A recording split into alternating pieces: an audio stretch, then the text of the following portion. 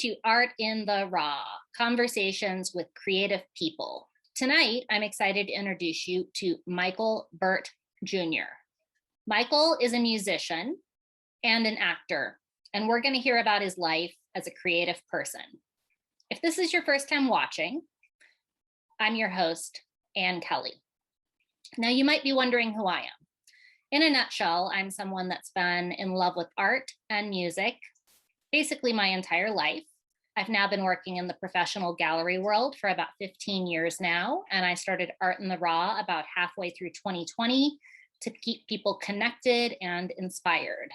If you see value in that, throw me a subscribe. If you'd like to know a little bit more, take a look at the description below. But in the meantime, I'm excited to introduce you to Michael Burt Jr. Welcome, Michael. Hey now. How are you doing, Ann? Good. Thanks for joining tonight. Where are you at? I'm in Albuquerque right now, a little bit behind the Isotope Stadium. I'm kind of new to Albuquerque. And you have a few musical instruments in the room with you. My spoils of New Mexico, some of the toys I've gained along the way. This organ right here. Believe it or not, my most major instruments were all gifts. This was a gift. This bass, my prized possession, was a gift by one of my students. And my music career in New Mexico started, if you can believe it. Like, that was the catalyst of it all.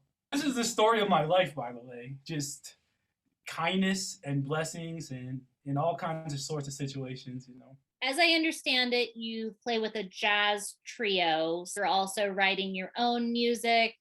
You play a variety of instruments. Recently, you were in a movie. You teach music. So, I mean, you're involved in a lot of things, but all of them tie back to music. Well, they do. And I'm very fortunate even to be playing music because that was not my path when I came to New Mexico. I hadn't played music in almost a decade as a professional pursuit. So when I came to New Mexico, I was working in home health care. I wasn't playing music or writing or anything. It wasn't even in my purview. So I'm just glad that the fact that I play music now and have all these outlets has led to so much prosperity, because it was the polar opposite of the life I was living in Virginia. And then you moved to New Mexico on a whim. Or whim, okay. Yeah, someone in my faith, in my congregation, had noticed that I just kept hitting my head up against the wall there. It's a very difficult place. You might not know this about Northern Virginia, and maybe you do. Are you familiar with the DMV area, the DC, Maryland, Virginia area? Not specifically, no. It's the most expensive place in the United States of America because everyone works for the Department of Defense. So the average household income generally in that whole area is like $100,000 a household. And I had come off of Broadway and came to the suburbs with no intention of having to stay in Virginia, but circumstance had kept me in Virginia, and I just couldn't afford, with my skill set, to survive in that area. 10 years later down the road, way past even thinking of the things I was doing then, someone noticed I was struggling, and he said to me, and I had been in a desperate prayer over my life. I had a heart attack. I didn't even tell you this. I lost my mom, my heart. I lost 40% of my heart in a heart attack. Wow. And I was just in a desperate spot, living in a really desperate situation in an environment. It didn't seem like it wanted or cared for me. And he says to me one day, out of nowhere, Ian, he says, Michael, I was talking to my wife, and we're moving to New Mexico. And I was like, oh, Ryan, you're my only friend in Virginia. It's like, what am I going to do? And he said, well, we think you should come with us. Wow. What? And you did. And, I didn't hesitate. It was the answer to that prayer. It's the best decision I could have ever made, because Virginia for me was bleak. It was desperate. And I mean, 5 months after I leave, Charlottesville happens. 4 years down the road after that, Capitol riots happen. It's just an unstable place that doesn't know what it wants to be and has strongly divided lines. And I fell into a place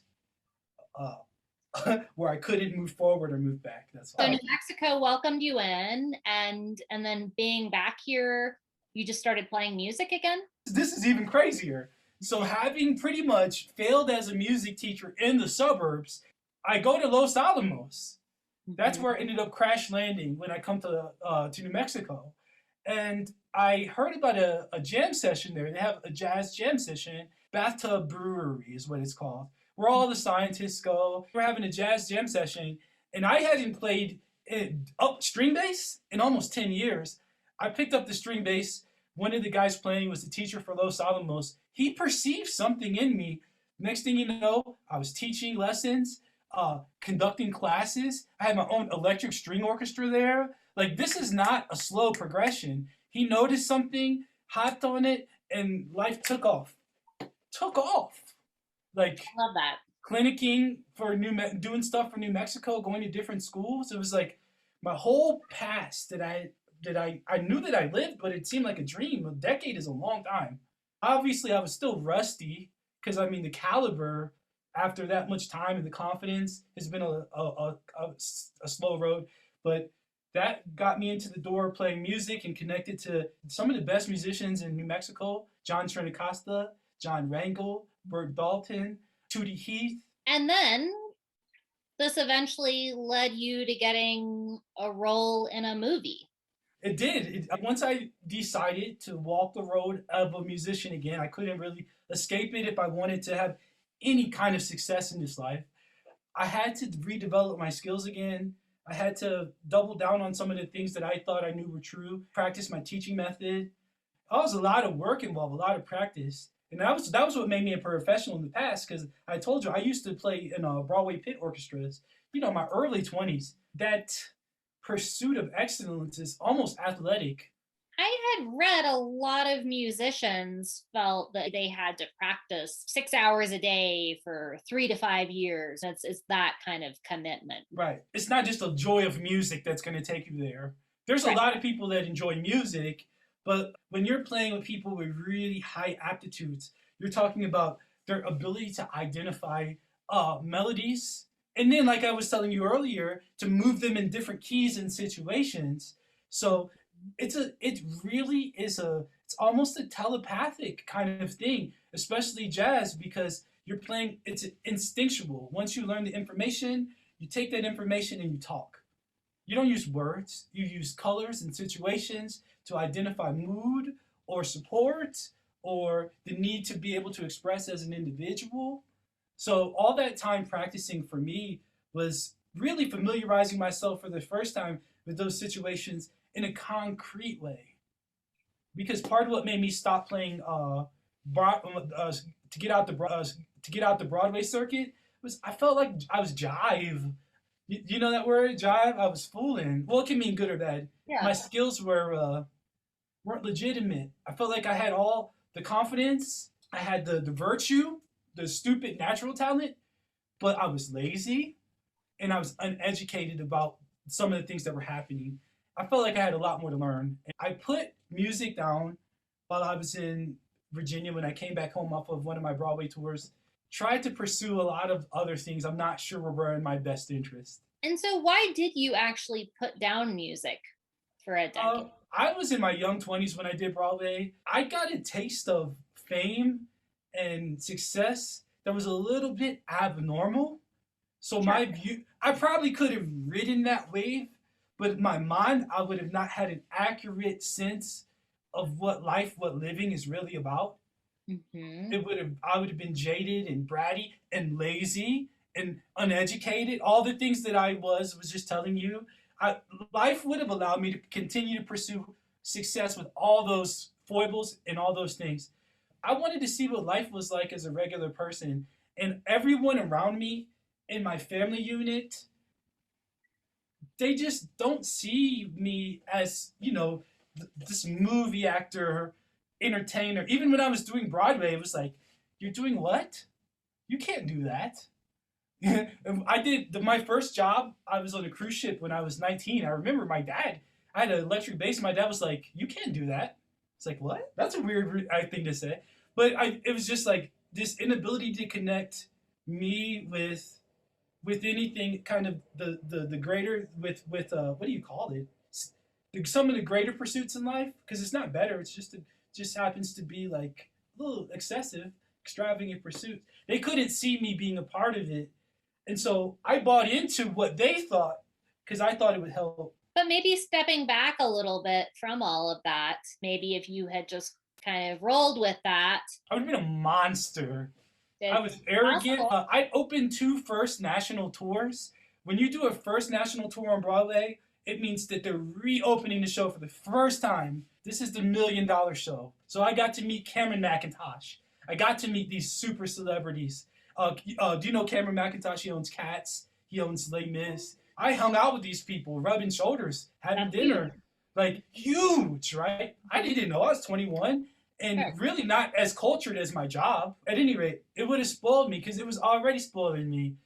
But at the same time, I think the road coming back to Virginia and coming home gave me some kind of dark undertones. Because when I came back home to Virginia, I'll take you back to 2010 Valentine's Day. I was walking from my buddy TJ's house, army buddy of mine. I was living in my mom's basement at the time. That was another big bummer about going home, is I couldn't afford to live outside of the house.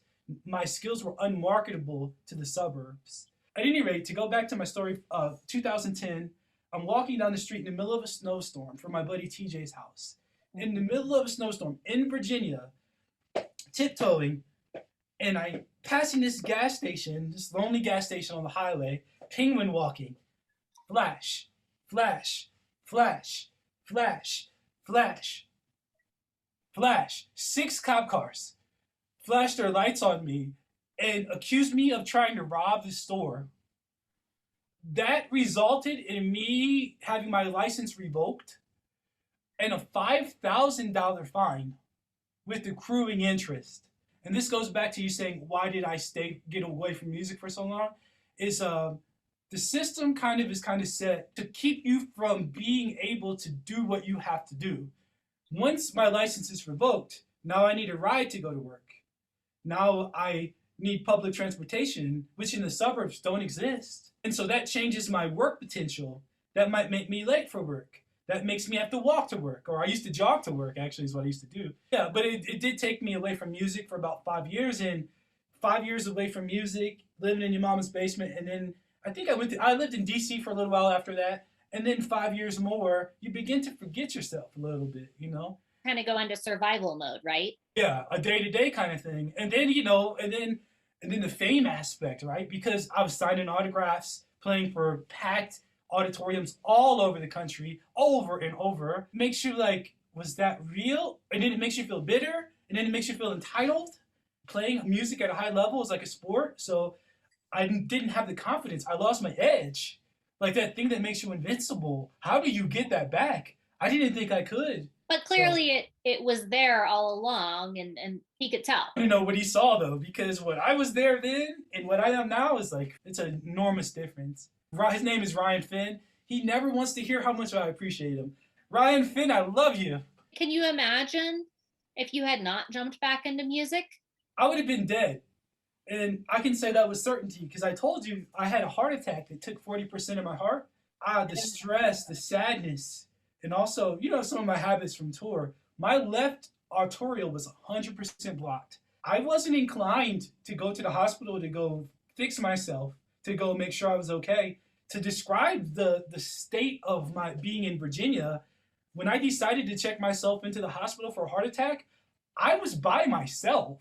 That's the situation I was in. And to contrast it with this New Mexico situation where I have family and people who love me and people that I love. So you're writing your own music, you're playing with other people, you're teaching.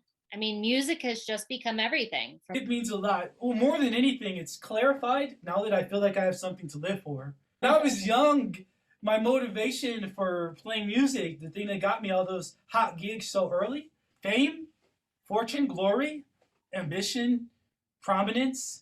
But like the undercurrent of all those feelings and the thing that rides me now is like a sincere knowledge. I guess the word would be aptitude. And also like desire to want to make a life for myself in a way that I couldn't see before. People that I love, that I want to, to take care of. Kids that I love, that I just want to see thrive. Like I am not shy about it. I will give my student everything they want. as long as they don't take it for the power of their own glory. That's my like one caveat. Like, don't take what I teach you to be glorified in yourself. You know, I'm 100 times better than you, and I'm not like that. You know, so if I'm not like that, please take that from me. If you don't take anything, let your merit speak. That's what I'm a big advocate of. And the program you work for, that's in Espanola, that seems like that must be really rewarding. It's a nice nonprofit based out of New York City. Go into schools and we teach these rudimentary dance classes all year long. And the way we do it is we split it up into themes and we keep it interesting for them. Different schools all over New Mexico, elementary schools, I should say, all over New Mexico are getting these little clippets of routines here and there that we're teaching them all year long. And what they're not realizing is this is all part of a grand routine that we're going to do at the end of the year with 500 kids, all on the same stage, jumping and dancing and singing. And it's a really powerful experience. I came on right before COVID hit, so I didn't get to do the final show with the 500 kids, but I've seen the video. I know the impact of it, and it's a great program. Everyone I talk to, all the adult kids or the more grown kids who've done NDI, they all say it gives them so much confidence, so many skills like that they never thought they would have, just having learned to dance, learned the confidence to dance, to be embarrassed. Maybe to be okay with being embarrassed. Exactly. Yeah. You know, did you ever do music theater as a kid? I did theater. Improv was my favorite. Oh, you look like you have some improv comedian in you. You know the camaraderie of having like a troupe, like a team of people. Yes. You know, well, it's the same environment with NDI, and I think it's very rewarding. And so my role in that is I am playing piano.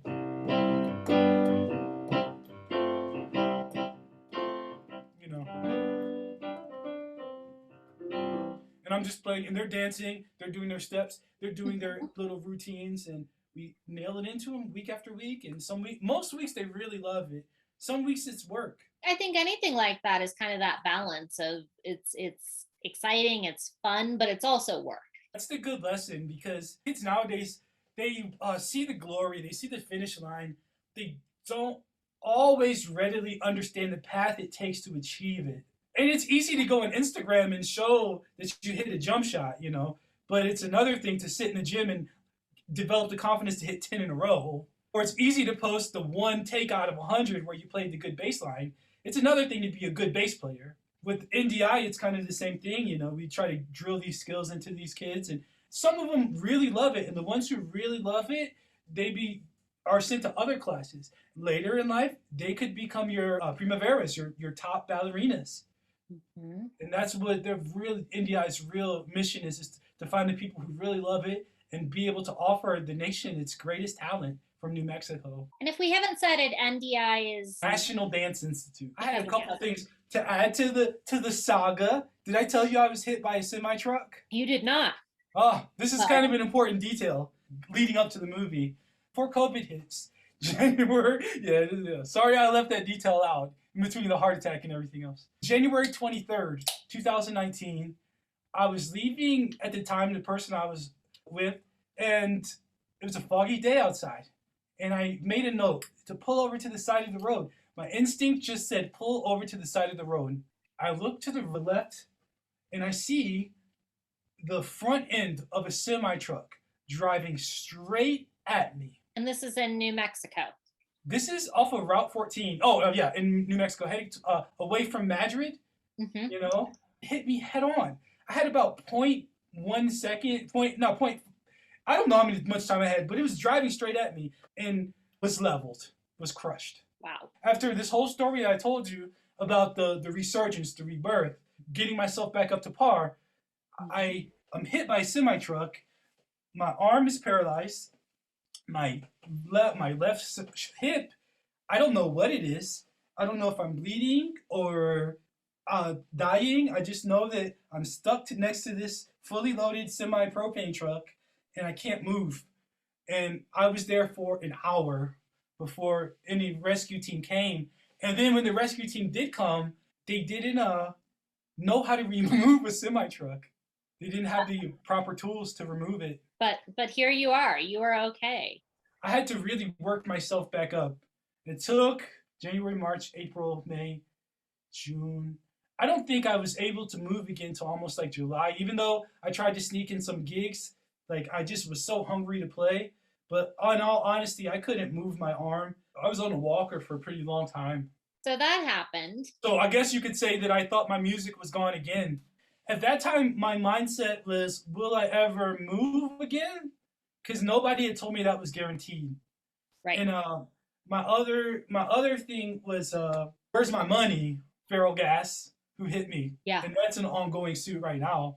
Then getting hit by that truck, it was just like, it just really brought out a lot of stuff inside of me. Expectations. What are your expectations when you're paralyzed? What's your future? And I suspect you had a lot of time to think about all of that. Yeah, literally, because I couldn't move. Right.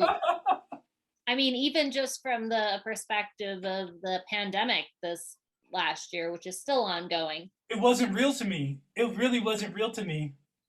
Right, yeah, you're just I was indoors the whole time. When I came back out 7 months later, 7 months later, like I was like, what happened to the world? I'm sure. With that and these realities, knew I had to start taking care of myself, and I started working out. My thing was, I'm gonna lift myself back into fitness. I'm gonna lift my legs. I'm gonna play basketball again. I'm gonna run again. Really, ultimately, the accident was very valuable. And I guess for me, sometimes you got to get broken down to your last atom. It also reminded me to stop and smell the roses. That life is valuable. That friends are valuable. That love is valuable. And kindness is valuable. And life is an undeserved gift. Who deserves it? And the fact that we get to live a great life in this country, in a place where people live in dirt floors and poverty and war, like, I see it now in a way I didn't see it before, that's all. My attitude was always that I knew that life would turn around again. And when it did turn around, I would be waiting to taunt everyone who doubted me. Like, to look in their face and be like, I knew it. You guys, come on, y'all. What, y'all really didn't see it? That's an ugly feeling. The culmination of it, not just one individually, because one individually, it would all come back up again. But having been broken down physically like this, and my emotions and my hopes and expectations, it really brings me to a place where I feel blessed. I don't feel angry. I don't feel like anyone's hatred brought me to this place. I feel motivated to share my art, my music. So in this past year, in terms of playing music, a lot of visual artists have felt kind of embraced in this past year, where they could just go into the studio all year and make art. But music tends to usually be kind of a group sport, for lack of a better word. It's always been my aspiration to collaborate and make music on a production level. Mm-hmm. It's been the hardest thing I've ever had to do until I did this recent Netflix movie. It's a Jay-Z movie. It's called The Harder They Fall. It's got Regina King, Idris Elba, Jonathan Majors, Delroy Lindo, Zazie Beetz, Lakeith Stanfield. Like, I could just go on with people I respected going into it, right? But being on the set of that and just being able to be myself, the way I was received wasn't the way people were receiving me before. But on set, they were like, this is unique. Who are you? And they were giving me encouragement that I didn't anticipate. They're like, these tracks you make, this is fire. You need to keep making tracks. Well, you can't really get better encouragement than the people who are at the top of the game. If we can talk about this, that's kind of the interesting aspect about your role in that movie, is I think you had explained it as you were playing a role of someone in the 1800s that was a piano player and a guitar player, which is who you are, but in 2021. Yeah. That must have just been interesting in terms of transitioning to acting, which is something you hadn't done before, though you're a musician. So kind of bringing that to acting was probably a good transition or helpful, or... Yeah, especially being a jazz musician, because on set, at least for this production, I can't speak for anything but the one I've been in, which is this Netflix movie. being as young as I was doing Broadway, like the average age for a pit musician wasn't young 20s. They're grown people, you know. So had no interest in hanging with anyone in the pit. My time in Broadway was with the actors, and so we would talk shop, and I would sit and I would listen to their choices, their methods, their techniques, and I even in my own stupid, naive way because I was so young, I was listening to what they were saying and banking it. I never thought I had an opportunity to put it into action. As far as I can see, at least from my role, a lot of what acting is, it's just surrendering to where you are and making it real. Which for a jazz musician is pretty easy because we take the moment so seriously anyway. Like we're hinging on the moment to say something sincere all the time. Like, and then when we don't, we're kicking ourselves in the corner. So being on set, it was more like, what's my motivation? In my scene, Zazie Beetz has to cue me to play piano after a very tense scene. And so that leads me to ask the obvious question, how does she know me to cue me? So now there's a backstory that I'm creating in my mind. Oh, we have a history. As a matter of fact, I love her and I'll do anything she says because that's what I would do in real life. She has a relationship with Jonathan Majors' character who plays Nat Love. And so the whole time I'm down for her and I'm kind of looking at Jonathan Majors, giving him the side eye, like, eating the moment because I'm like, who is this guy? He's not from here. He doesn't know me. And I guess it was all that prior just listening and talking that brought that to the fore. So I guess you could credit it to music, yeah. If you had just walked onto the set as just an actor and you didn't have that music background to connect to, it maybe wouldn't have been quite as fluid. Yeah, you know where it really plays, and it plays to confidence because I went into set. I didn't need an acting role to have confidence. Actors, their resumes are built on the stuff they've done before. It's a tough industry. Some roles matter, some don't matter, and it just takes a lot of work in order to build an archive. I already knew what I could do as a musician, so coming on set, it was more like my only concern was what was coming. What am I going to see? Like, what is this about? So one of the questions I often like to ask on the show is about time travel. You mentioned in this film, you are a musician in the 1800s, whereas in reality, you're living in 2021. So I'm just kind of curious about the time travel experience based upon the movie experience. It's funny to say. I was just being myself. I think that I would translate really well to the 1850s, but I'd probably be killed immediately because I've just not made it that grit. Or I would have to be my real role, or the role I was in the movie, because staying in a saloon would be the only place I would feel safe.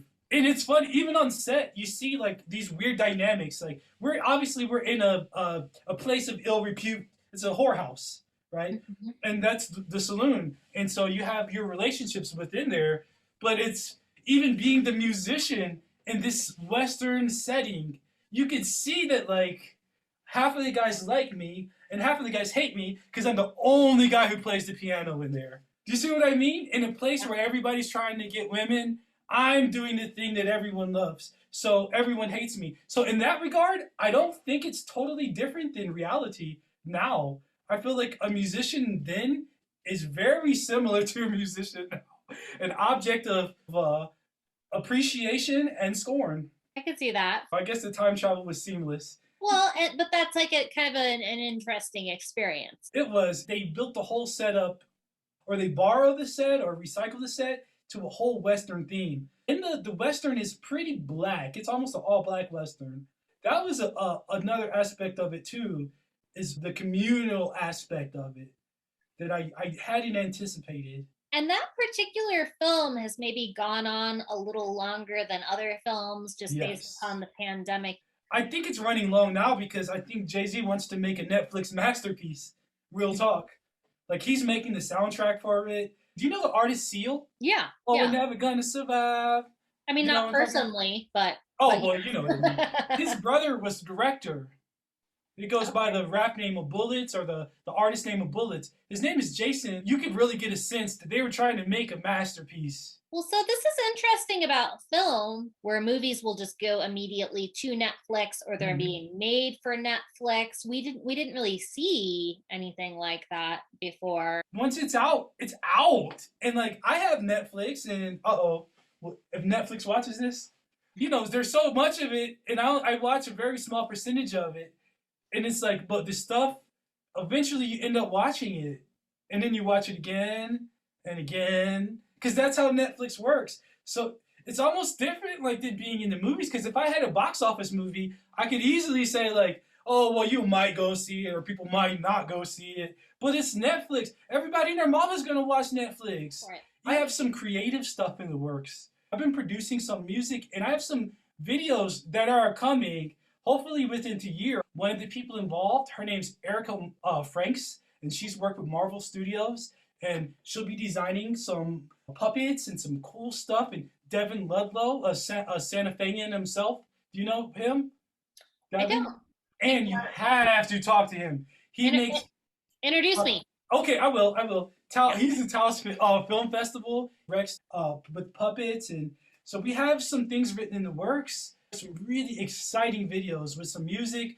I don't know if a lot of people have heard anything like it. So you sent me some tracks. How would you explain that music to the people? I'm not entirely sure it fits into a ready box, except for the box of entertainment. Maybe you could put it into R&B, rockish. It's too bad we live in a society where everything is split into genres where you have to commit. Like, I feel like I almost like, where do you put Steely Dan? It's an interesting world now, and you used to have to put out an album. But there's kind of this liberation where you as a musician could go put out 1 track, 2 tracks, put them on Spotify. Right. Well, it's the oversaturation that changes the nature of the business. To parallel it with when I was doing my Broadway musicals, that was an age, that was like 98, 99, 2000, 2001, maybe even 2006 at one point. What brought glory and fame was through a very narrow funnel. And now there is no funnel at all. Social media has really just widened the turf where everybody's producing content. And because of that, it's just like with any supply and demand, unless you have a niche market, I wonder if it's just not a diluted industry right now. And that's not me sounding bitter. I'm just saying, like, there's millions of people now that call themselves musicians. That's all. But I mean, it's also true in the podcast industry. I'm potentially competing with famous actresses and comedians. Like, everybody's on YouTube. Right. When it's your money you're talking about, it does take it. Because for me, this is not me getting dark on the industry. The industry can do whatever it wants. Sure. Like, I got what I got, and that's what I'm rolling with. Beforehand, music meant a lot more when it was through a narrow channel because it's distributed narrowly. That's all. And so your market value is dictated by who you know in the industry. I know people in the industry, but now the industry they spread it more thinly and have more artists and release more content. It's just like if you sold burgers and now there's McDonald's and Stick Donald's and Pick Donald's and Chick Donald's. My hope is, professionally, my music is at a higher aptitude than G, C, and F chords. And it's heart music. It's music of my experience. I hope that leads me to a place that makes my stuff niche and more valuable. I was out the game for like 10 years, and I come back in the game, and so that's like me joining social media. I've had Instagram since like December, right? A lot of my people that I used to know that I'm picking back up with, it's like, whoa, like these relationships aren't like happy-go-lucky like they used to be. You're very concerned about my success infringing on you. Makes me want to ask about live music, because I feel like that's kind of a different animal entirely. Yeah, it is, yeah. It's like in the moment, what's happening now. Live performances are meritorious. Give me a guitar, I'll show you. My chops have no reflection on how many friends I have. But I do intend to be at the Edinburgh Friends Festival next summer. Are you familiar with that? Is there an art aspect to it as well? There is. Yeah. I originally learned about it through someone who is like a painter. I might need to go. Oh, Yes, I fully intend to go. The whole point of it is all the artists in the whole world look toward Edinburgh, Scotland as the place where they want to put on their art for like 2 months every year. And they go and they put on their independent productions. I've seen Shakespeare's Twelfth Night and Clown. I've seen all kinds of stuff. I hung out with Vince Vaughn for a solid week. My company manager from Oklahoma, the musical, was another musical I did, a Broadway show I did. He invited me to come to Edinburgh, and we were out there, and I was working at administration. Everyone from the world comes together to show that they love art, and they do it in any way that they see fit. There's no pressure for conformity, and that's the beauty I found in it, was how unattached to people's opinions it was. It was like people were really going for it, and also they're on the sides of the streets promoting their shows. So you see people giving monologues in the street, juggling. So I fully intend to perform there next year in an effort to like continue to expand globally. Is it true that you're left-handed, but you play right-handed? It actually is. That actually is true. That's a weird thing to discern. I would never play left-handed, but my mind thinks in that direction. I think we look like we come from about the same generation. Remember in school when teachers made us, when we had left hands, teachers told us it was wrong? So they didn't tell me. Oh, maybe it's a thing in the country, but when you were left-handed in the country, the teacher would say, no, Michael, no. You take your right hand. I mean, I also wasn't left-handed, so maybe they would have told me that. Yeah. So did you start playing music right-handed as opposed to left-handed? It just makes more sense that way. The grid of music makes more sense in my left hand, even though it's slower, and now it's slightly banged up because of my accident. Snowboarding is another thing that's big for me, and I'm basically a left-handed snowboarder. Does that mean that you grab the board with your left hand when you like doing tricks and stuff? They call it goofy, so I'm on the board the opposite way. I've never been skiing before. Does it hurt when you fall? Depends on the snow. Have you skateboarded before? No. You figure like if you're on a skateboard and you crash on the sidewalk, that's gonna hurt, right? So snowboarding's that way when it's hard packed, but there's also this amazing thing called powder. You can just crash all day long and you don't even care. It's amazing. Every time I think about skiing, I think of Sonny Bono. Was it Sonny Bono? Yeah, it didn't work out well for him. I mean, I just feel very scared, very leery about doing sports that I could not survive in. During one of the tours, we had a chance to go skydiving, and I signed up for it, and then I decided not to because I have strange fortune. And I have to protect myself. I didn't know I was going to be hit by a truck 20 years ago when I was doing Broadway, but I had an inkling that if I skydive, you know how like the cartoons, like Wile E. Coyote will open his backpack and pots and pans will come out and stuff, and then he's just falling into nothing? Mm-hmm. That's the story of my life. I'll open my parachute bag, tennis shoes will come out, and I'm just falling to my death, and I'll probably survive. I started skiing when I was 3, so that's like, I don't know how early you started playing music, but like skiing, snowboarding, that's like walking to me. I couldn't imagine putting a baby on a snowboard. So, I mean, sure, it's not without risk, but if you know how to do it. Hey, you got it. It's just like ice skating.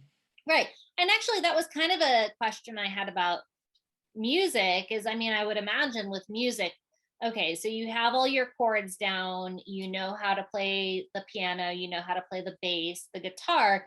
So I would imagine once you start jamming, you're not really thinking about this chord, that chord, what you're doing. It's like driving a car, right? Like you're just playing it. Really, I'm thinking about everyone else.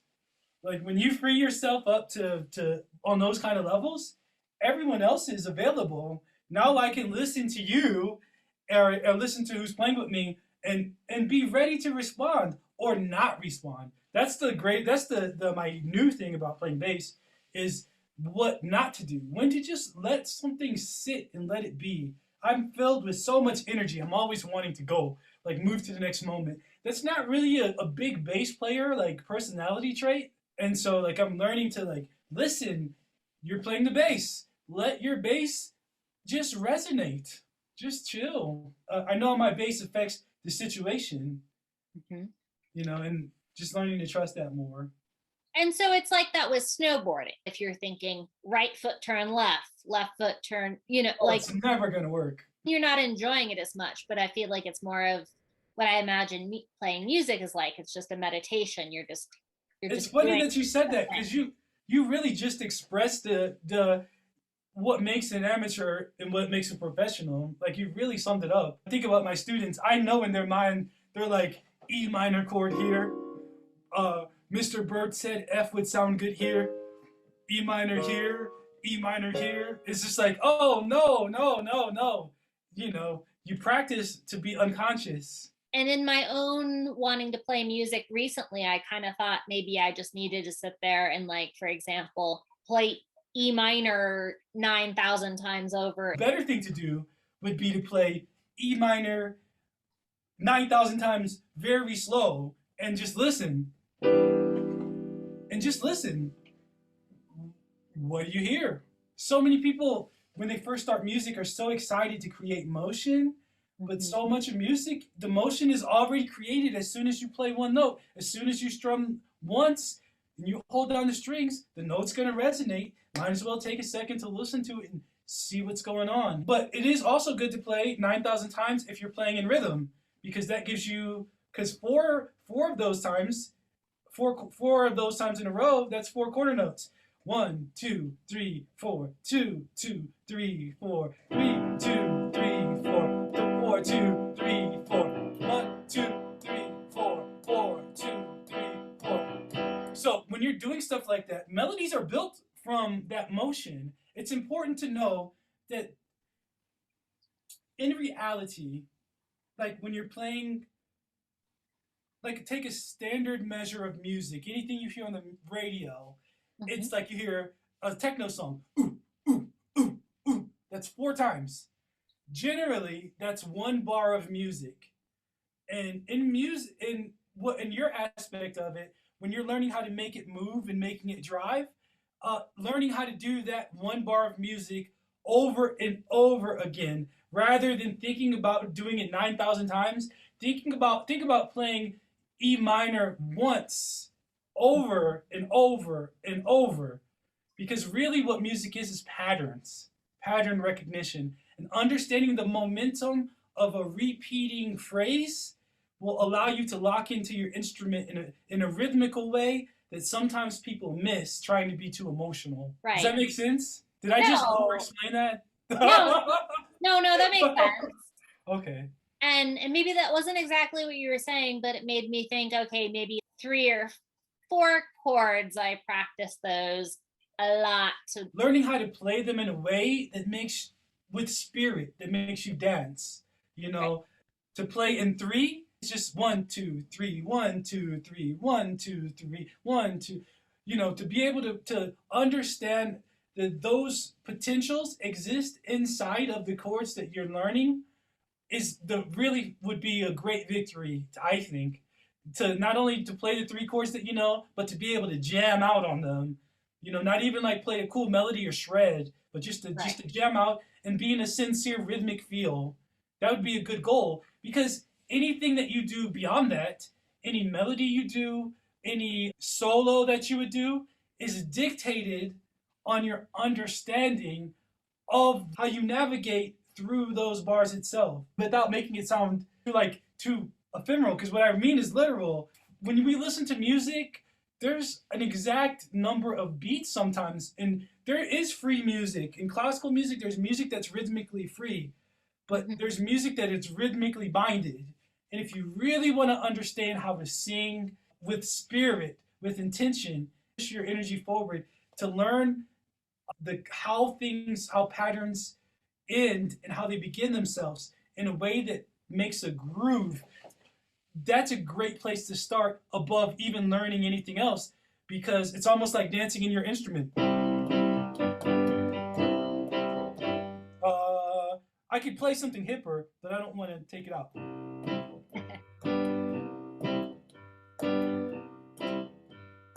I'm going back and forth between G and C. Okay. The thing that makes it like a train track feeling, that it feels like it's starting over and over again, is the fact that when I get to like a 1, 1, 2, 3, 4. 1, 2, 3, 4. 1, 2, 3, 4. 1. I'm starting over the pattern at the same spot every time, rhythmically. And when you do that, you're playing for real. And what I mean by that is if you don't play like that, you are playing emotionally, which means that you're playing in search of a moment that you're actually not creating. You're searching for it. And so when you try to do it again, you're not going to be able to reproduce it without making a mistake. I could see that. I almost equate it to every time you come back to one at the right time, you've nailed down the hammer. Boom, boom, boom. And you're just nailing it down. And not only in the music, and not only for the person who's enjoying it or dancing or moving to it, but for your mind. You're learning to dance with the music, with the chords, with the melodies. Kind of that foundation for everybody. It's like return to center or... Yeah, return to center. That's really what it is. It's an equilibrium. It's a balance of your equilibrium by starting back at one. You have to get kind of obsessed to get to the point where you're really good at it. I've always been obsessed with piano. I taught myself piano. You want to talk about some of the darker periods of my life?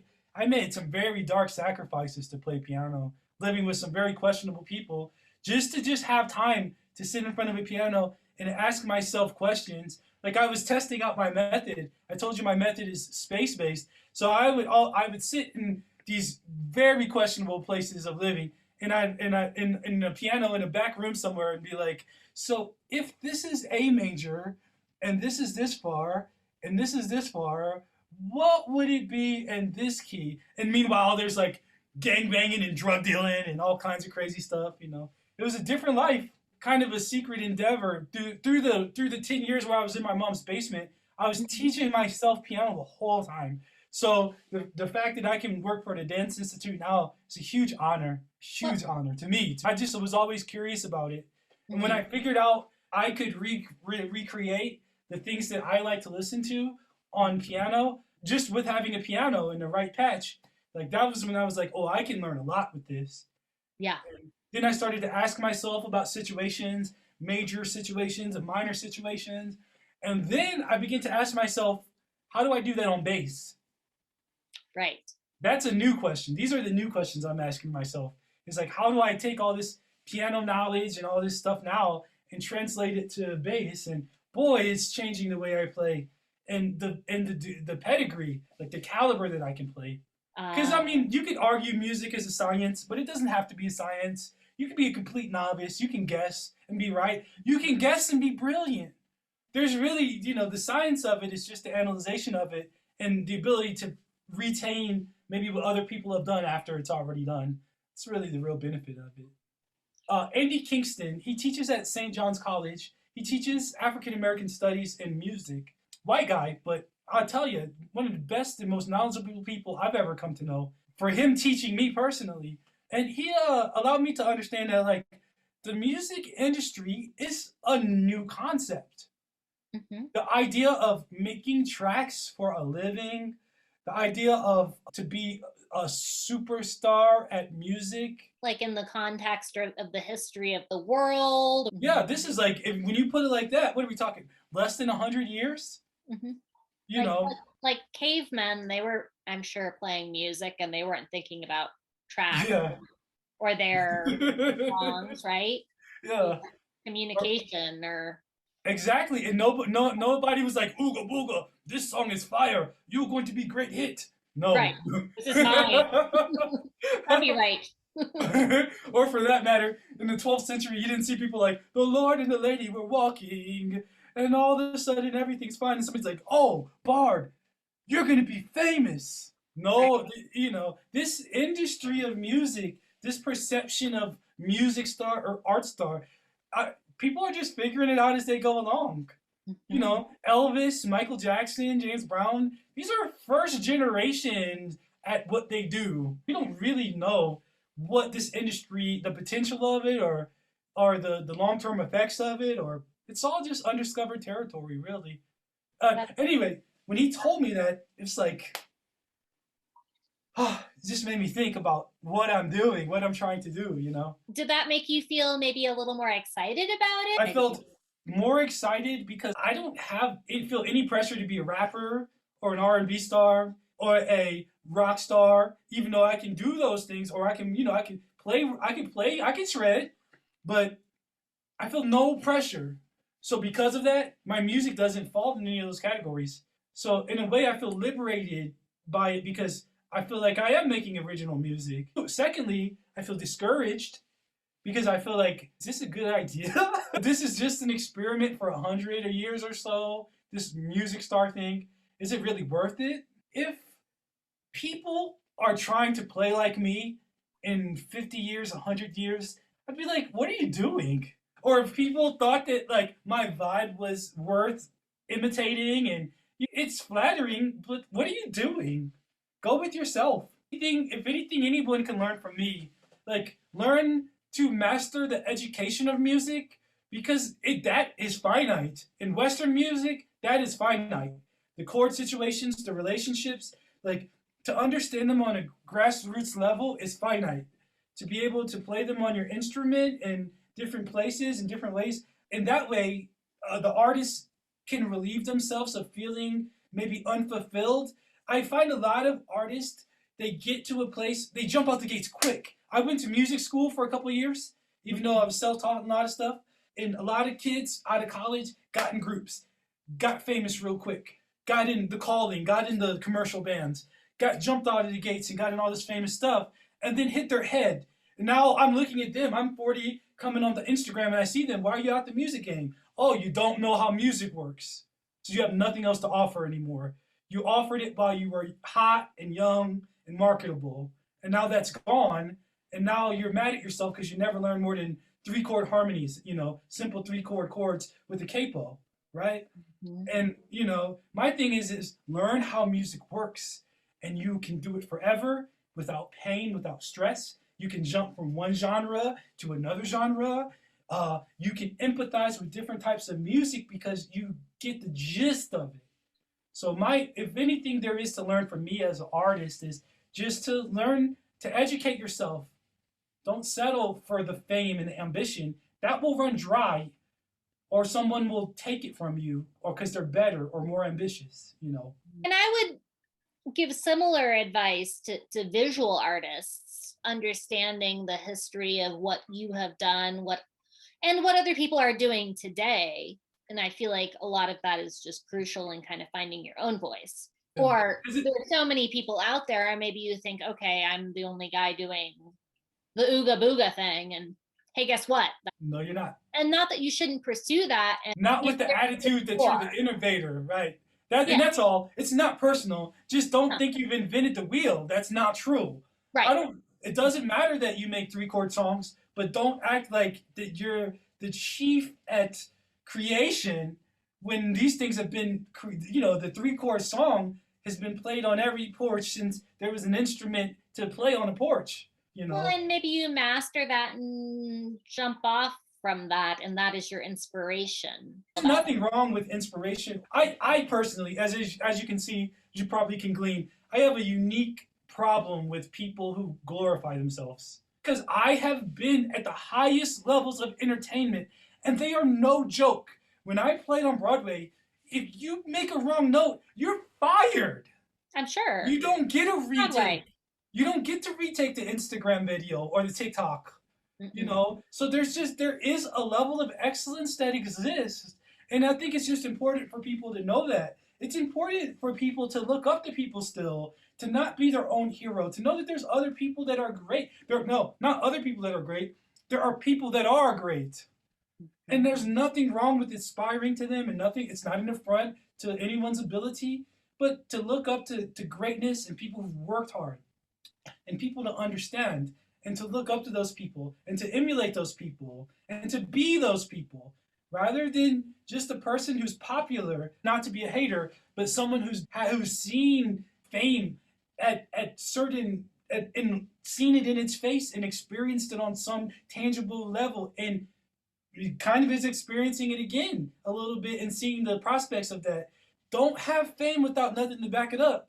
That's why people kill themselves. It seems all fun and games until it comes to you. And then one day it will hit where it's, what is this for? what do people like me for? What am I doing? There's so many people great, and it just creates this depression and funk. Like, if I can mitigate that in anyone, with a little education, like that's why I'm a teacher. Intention, right? Getting into it for the right reason, maintaining it for the right reason. Do you believe that that kind of creates a healthy trajectory of moving forward? I do. If you really love entertainment, even if you really love it, it's fraught with rejection, and it's also it's saturated with talented people. How do you deal with that if you don't have any legs to stand on? Mental health is so important. Everybody says it. I don't think anything is more mentally damaging to someone than misassessing what you're able to do. And if you build your whole career on kind of emulating something else or just something that's not. I've lived that life too. I think I wasted 3 or 4 or 5 years or so trying to be Kanye. Oh, I got to make this beat because Kanye made this beat. Everybody likes Kanye, so I got to sound like Kanye. Thank goodness I moved to New Mexico because I got to reset. As a matter of fact, I hadn't really seen Black people in the past 4 years. I had been in northern New Mexico, living in Los Alamos and Espanola and Hernandez and Santa Fe.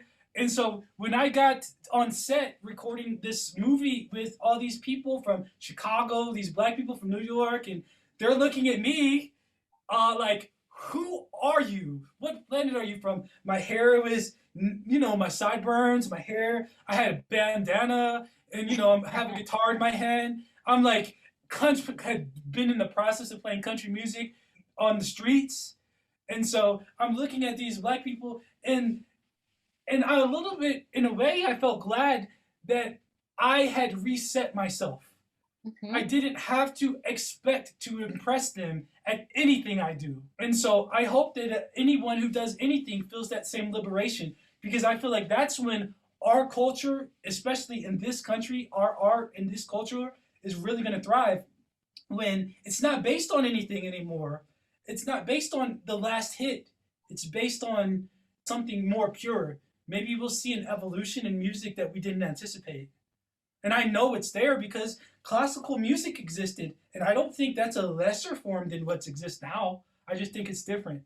So I'm looking forward to seeing what's next. And hopefully I'm a part of that, like a pioneer of that. So that makes me wonder what kind of music you like to listen to in your free time. And granted, if you ask me that, I listen to 15 different genres. I've caught myself listening to a lot of 80s love music. I made a pact one day that sometime in my mom's basement those years ago, that I would stop writing sad music. I didn't know what I would replace it with, but in my older age now, I realized that I like music that's about togetherness. And nothing is about togetherness anymore. Nothing is about staying together. Nothing's about working it out or the virtues of being committed. I just feel like those things are lost. So I like listening to 80s music, 80s R&B, because a lot of those songs are about that stuff. Was your 80s deep dive maybe in this past year? Oh, it's been really recent. I love classical music. I love Brazilian music. Mm-hmm. Of course I love jazz, but you'd be really surprised. I probably listen to no music hardly ever. When I practice jazz, I use a program called iReal Pro, and it gives you an archive of music to be able to get the general chord changes of different music. And if you can't find that music, you can pull it up via the internet. I've been into this song lately. I love you for sentimental reasons. That's been the song on my mind lately. Silence, I like silence a lot. I like the sound of nature. Mm-hmm. I like the sound of life around me. Do you have favorite movies? Oh, that's a nice question. I really like the sound of music. I really like Miss Saigon for a piece of music theater. It was the most intense plot line of any, we had to do that show night after night. Do you know the premise? It's been a minute. At the end of Act 1, American GIs are leaving Vietnam. The helicopter comes down and takes the American GIs away. The story is about an American GI that meets a prostitute, and the prostitute's goal is to be able to marry a GI and move out of Saigon. And so they call it Miss Saigon. Tonight I will be Miss Saigon. And so that's their ultimate goal. So in the first act, Kim gets with the GI. She gets pregnant. The GIs evacuate. So she's left with this mixed race. With the term go, it's called Bui Doi, which sets up a beautiful song in the second act. It's the reason I like Miss Saigon. Is the first song, but they're called Bui Doi, the dust of life, conceived in hell and born in. I can't even sing it, but anyway, it's a great song, and it makes the whole movie worth watching, or the whole show worth watching. But the gravity of it is so true and so real. In the second act, Kim comes to the United States to tell her American GI he has a child. And when she sees him, he's married with another child. And at the end of the story, she kills herself and leaves him with the baby. That is a rather dark plot. It is, but it's high drama. And it was very fun to play. It was music theater, but it wasn't like Oklahoma where everybody's like, okay, LA. And actually, I did the 50th anniversary, which was funny. I just thought it was ironic. Yeah, because people would look in the pit and be like, there's a black dude down there? Be like, gotcha. Gotcha. But Miss Saigon was high art. That show comes from the concept that you only sing when the moment won't let you do anything else. So it just comes from like a higher school of thought than most music theater. I don't really watch TV. My TV interests are so boring. Like old BBC shows, like Doc Martin. Have you ever seen Doc Martin? I haven't. He's a jerk of a man. And he's a doctor. And he pretty much treats everyone like a jerk in his little township in England. And everybody just loves him anyway. And he ends up getting a beautiful woman who understands that he's a jerk. Total fantasy, or at least not in America fantasy. I do like old movies too. I do like High Society. It's a legendary movie from back in the day. I think it has Dizzy in it. Dizzy Gillespie's in it. He plays a trumpet movie. Bing Crosby's in it. Okay. Frank Sinatra is in it. It has to be good. Grace Kelly is in it. Oh, it's really good. It's like an homage to old bouginess and jazz music.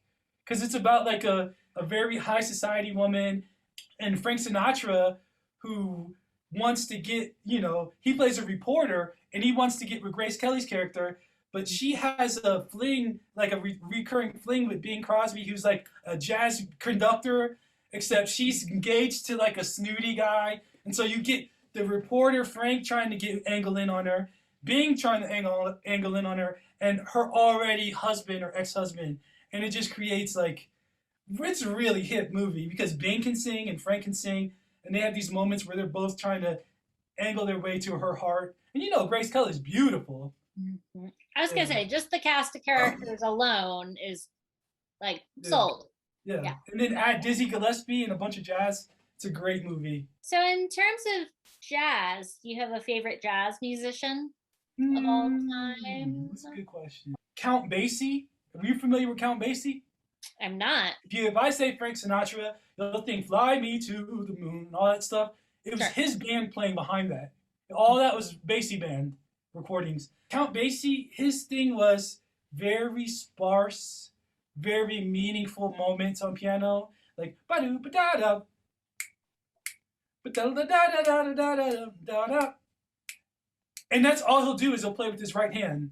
And he might add a little chord in. So like kind of like the antithesis of like other piano players, like my other favorite, which is Chick Corea, who will play and play and play and play and play. And sometimes he plays so much, you're like, what universe are you from? Like, how do you have so many ideas at once? So they sit on different poles, but Count Basie and Chick Corea and Bill Evans. So another thing I like to ask a lot of people on the show is about things they might collect. I've never been a musical instrument collector. I don't have not really a gearhead. I'm a player. So a lot of times I run into players and they're always like, do you have the Schecter Solo series, blah, blah, blah. I'll be like, dog, I don't even know what you're talking about. I don't even know what my own bass is called. Literally. Right. I'd like to collect Bibles. I like Bible translations a lot. I like to see how people word stuff. Obviously, I'm into the book itself, and I guess I just like to have different copies of that. If I can, I don't. I'm very, very immaterial. I don't keep a lot of material stuff around, so the stuff I have means something to me. I used to Sure. collect baseball cards. Oh, you know what? I have a pretty serious tie collection. Oh, I yeah? forgot about that. It's been a while since I had to wear them.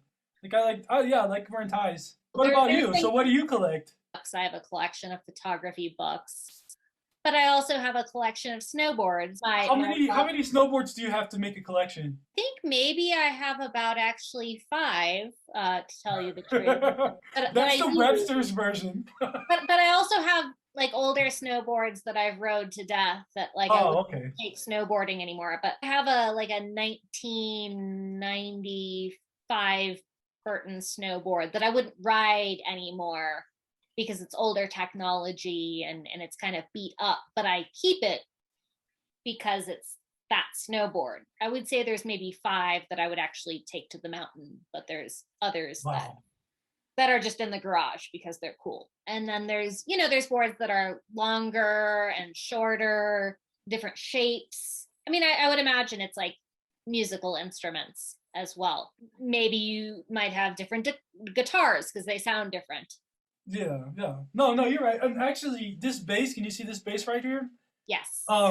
She's a little different. She has her curves. This is a completely custom made bass, which means it was made literally by hand with no intention but for art. But it Not just happens to sound really good. beautiful. And It is. It's the most and beautiful instrument I've ever owned, and the way it feels. Like when I touched it for the first time, doing that Broadway stuff, I did that with the middle school quality instrument. Basses are expensive, and no one ever invested in my craft. I'd never occurred to me to invest in it either. So when I started doing that, I was playing on a high level with an inferior instrument for the role. So when I finally did put my hand on this bass, how can I even? It's probably like driving a Ferrari or something. Like putting your hands on something and feeling the power instantly. right, right. You're like, what? Yeah, where Yeah. have you been my whole life? I didn't even know I could sound like this. I didn't know that I could work. It could be this effortless, and that I could sound so sincere. So for people out there listening that want to hear your music or take lessons from you, how do people find you? Well, you can reach me at Michael Burt Music, my name _Burt Music on Instagram. Have a LinkedIn page. I usually leave LinkedIn. That's my art appreciation page. You can also reach me at mburtjr@gmail.com. That's my email. You can hit me up on that as well. Any plugs? I'd like to plug my friend Jasmine Williams, a jazz singer that I sing with. She's a phenomenal singer. She's honestly probably one of the most talented people in New Mexico, and no one knows who she is at all. And that's not me talking her up. Meow Wolf and I have done shows with her. They know. They know. I'd also like to plug my buddy Drew and his brand Hip, Urban Hip. I just love the logo, and I rock it. And when shows start again, I'll be rocking it again. I'd like to plug my videos coming up. I got a couple cool cartoons and some excellent videos coming with Devin Ludlow, if I hadn't already said that. I had a song I wanted to share if it was possible. Anybody ever done that? We've had a few solos on the show. So Oh, okay. This is a song I wrote. That period of time where I was in that Motel 6 working thing before the Netflix gig, it was a great period of time for writing. I wrote a bunch of stuff on guitar.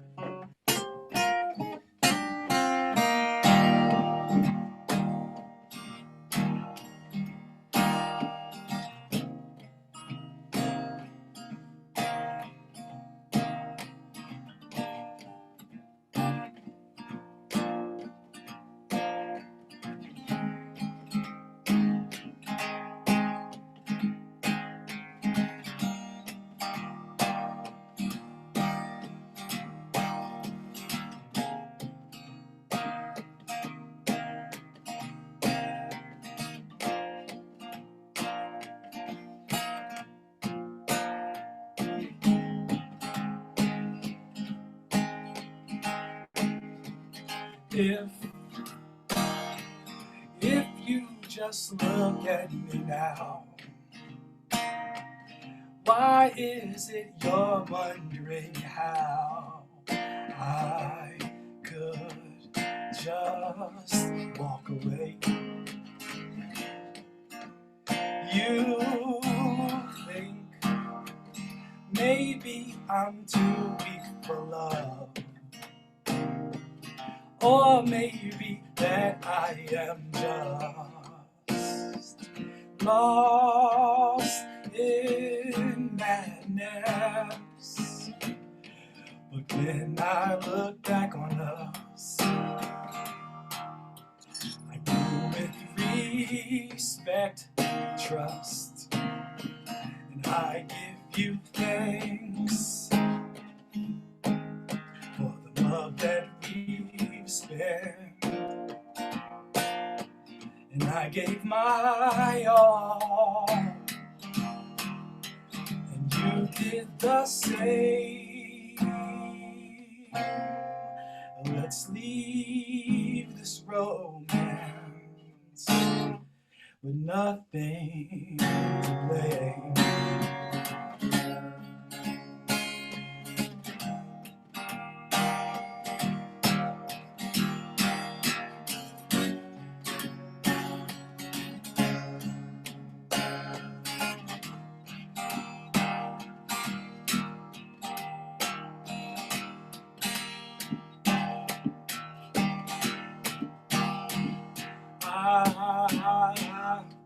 I gave you all that I could.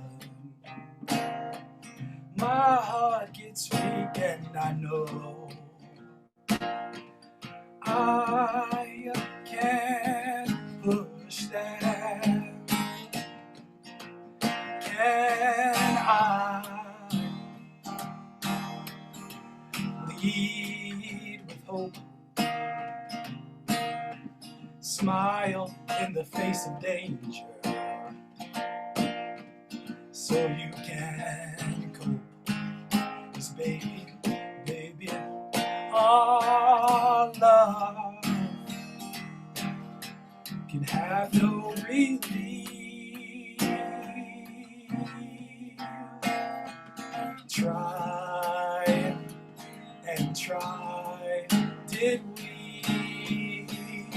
Oh, our love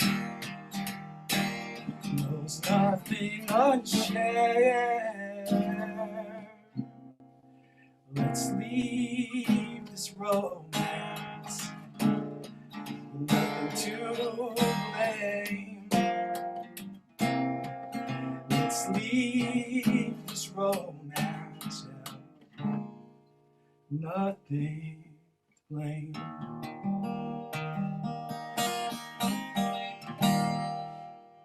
Thank you. Thank you, Anne. I really appreciate coming on. It means the world. No, thank you. It was great talking, and thank you for the song. And let's talk soon.